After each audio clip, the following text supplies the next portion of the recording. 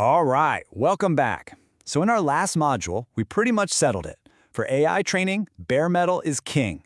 But now we get to the really interesting part. We're diving into Module 3, all about AI inference. And trust me, this is where everything you thought you knew gets flipped on its head. Okay, but before we jump in, we just have to go over the fine print. This is Module 3 of a 10-module tutorial on design considerations in running AI training and inference workloads in a server virtualization environment. It's an overview based on a comprehensive report by Virtualization Options LLC and offers only general guidance. It's provided without warranty and is not legal or financial advice. As such, it's recommended that you discuss any proposed actions with your financial, technical, and legal professionals before taking action. And just so you know, these modules only discuss a fraction of the information in the full research report. All right, with that out of the way, let's get into the good stuff. Okay, let's kick things off. We're calling this first section the inference twist, for a really good reason. You'll see that the whole infrastructure game completely changes when you stop teaching a model and start actually using it. So, we all agreed, right? For AI training, bare metal is the way to go for that raw peak performance. But here's the twist. What if I told you that for AI inference, sticking with bare metal is often the wrong answer? I know, it sounds crazy, but let's break down why. First things first, let's make sure we're on the same page. Training is like sending a model to boot camp. It's this massive, resource-hungry process where it learns everything it needs to know. Inference, though, that's the real world. That's the model applying what it learned to do its job. So you've got the boot camp versus the real world. They're two totally different beasts with completely different needs. And to really get why the best infrastructure for one is so different from the other, we have to look at the anatomy of an inference workload. Seriously, it looks nothing like a training job. Okay, so inference is all about what we call the request-response stance. Think about it. A user or an app sends a little piece of data, and they need an answer back in milliseconds. This is a huge contrast to training, where you're crunching these massive batches of data for hours, sometimes even days. Inference is all about that constant, rapid-fire back and forth. And here's what's so important about that. Each of those little requests needs way less horsepower than training. The model's already smart, it's just doing its job. This means that a single GPU, one that was totally maxed out during training, can now handle hundreds, maybe even thousands of requests per second. And that, right there, opens up this incredible opportunity for sharing those expensive resources. And then there's the demand. Unlike a training run that you schedule, inference traffic is, well, it's wild. It's unpredictable. It spikes during business hours, goes crazy during a holiday sale, and then completely dies off overnight. It's this total feast or famine cycle, which means your infrastructure has to be able to scale up and down on a dime. Which brings us to the money. This is a really crucial point. Training is kind of a big one-time project cost. You build the model, you're done. But inference, that's an ongoing operational cost. It adds up with every single request, every minute of every day, for years.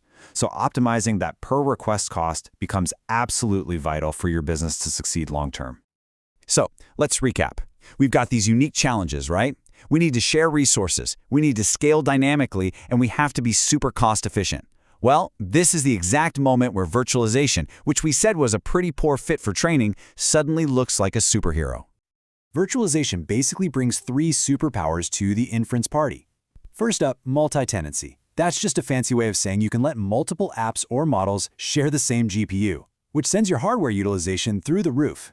Second, dynamic scaling. It handles that unpredictable feast or famine demand like a champ.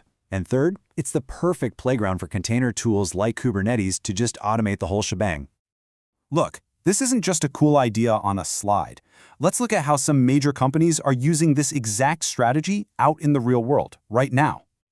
Let's take a huge global e-commerce company. You know the type.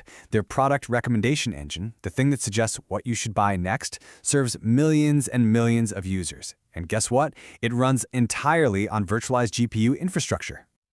And the results are just wow. By going virtual, they cut their costs by over 40% compared to what they would have spent on dedicated hardware.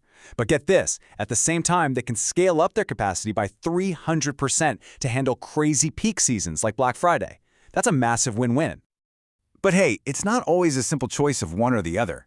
Check this out. A big financial services firm uses a really smart hybrid approach for fraud detection, basically taking the best of both worlds. So here's how they do it. For their real-time transaction screening, the stuff that has to be absolutely instant, that runs on bare metal GPUs for guaranteed lightning-fast latency. But for their batch analysis, crunching historical data, that runs on their much more cost-effective and scalable virtualized setup. It's all about matching the right tool to the right job. Now, I want to be super clear. Virtualization is not a silver bullet for everything.